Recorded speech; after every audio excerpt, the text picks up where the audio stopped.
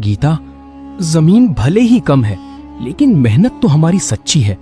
मैं चाहता हूँ कि हम बिना किसी झगड़े के अपने हिस्से की खेती शुरू करें। कोई बात नहीं, हम इसी जमीन से शुरुआत करेंगे और खूब मेहनत करेंगे। अगर भगवान ने साथ दिया तो एक दिन हमारी जिंदगी में जरूर खुशहाली आएगी। इसके बाद दोनों मिलकर खेत की खुदाई शुरू करते हैं। वहीं दूसरी ओर रवि हल से अपनी जमीन जोत रहा था। तभी सीता पानी लेकर आई और रवि से कहने लगी, जरा देखो तो, हमारा खेत पूरा पसरा पड़ा है और उन दोनों को देखकर ऐसा लग रहा है जैसे किसी बाड़े में खेती कर रहे हैं। चिंता मत करो, माँ का आशीर्वाद है हम पर। अब देखना हमारी फसल कैसे लहलहाएगी। अमन तो बस पढ़ा लिखा किसान है, असली खेती करना उसे आता नहीं। शाम का समय, घर में गीता और अमन थके हुए आते हैं। गीता, आज पूरी जुताई हो गई, कल से बीज डालना शुरू करेंगे। हाँ, हमारा खेत छोटा जरूर है, लेकिन इसमें हमारा पसीना और सच्चाई दोनों बोई जाएगी। दोनों मुस्कुराती हैं, पर आंखों में अब भी थोड़ी चिंता थी।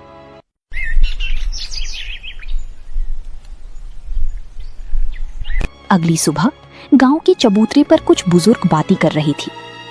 सुनो, रवि ने तो बिना पंचायत की बात माने ही ज्यादा जमीन पर कब्जा कर लिया। अमन भी जमीन कम होने के बावजूद भी खूब मेहनत कर रहा है। यही तो असली किसान की पहचान है। कुछ हफ्तों बाद दोनों खेतों में फसल उगने लगती है।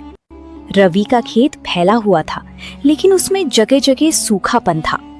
वहीं दूसरी ओर अमन का छोटा सा खेत हरा भरा दिख रहा था। गांव वाले गुजरते हुए चर्चा करते हैं, कम जमीन में भी अमन की फसल देखो कितनी लहलहा रही है। यही होता है सच्ची मेहनत का परिणाम। रवि ने तो काम बैलों से करवाया, लेकिन अमन ने अपने आप खेत की खुदाई की और बीज डाला। रात का समय, हल्की बारिश हो रही थी। अमन और गीता एक दूसरे को देख रहे थे।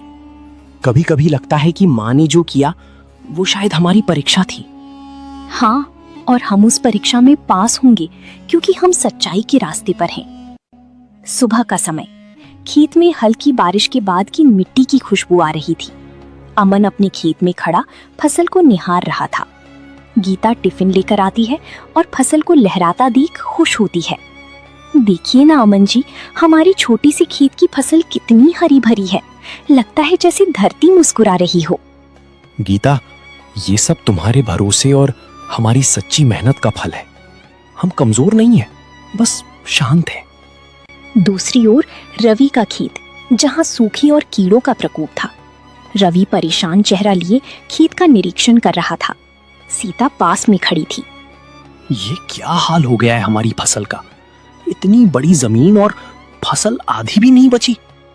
रवि, मुझे लगता है कि हमारी फसल को पानी समय पर नहीं मिला और बीज भी अच्छे नहीं थे। ऊपर से कीट भी लग गया। अब हम क्या करेंगे? वो देखो, अमन की छोटी जमीन में इतनी फसल और हमारे यहाँ सब चौपट। उसी तो बस किस्मत का साथ मिला है। मेहनत करना उसके बस की बात नहीं है। कुछ दिन बाद गांव की मंडी में सभी किसान अपनी फसल बेचने आए थे। अमन अपनी ही फसल लेकर पहुंचता है। व्यापारी उसके फसल को देखकर दंग रह जाते हैं। वाह अमन जी, ऐसा शुद्ध अनाज बहुत समय बाद देखा है। हम इसके बाजार भाव से भी ज्यादा दाम देंगे। धन्यवाद साहब, ये सब मेहनत और धरती माँ की कृपा है। वहीं दूसरी ओर रवि खड़ा था, जिसकी फसल व्यापारी वापस कर देते हैं। आपके अनाज में नमी और कीट है। हम नहीं ले सकते रवि जी। ठीक है, कुछ दाम दे देना, पर मेरा अनाज खरीद लो। माफ कीजिए, हम नहीं ले सकती। ये हमारे गोदाम में सड़ जाएगी। इसके बाद रवि दुखी मन से अपना अनाज वापस लेकर घर आ जाता है।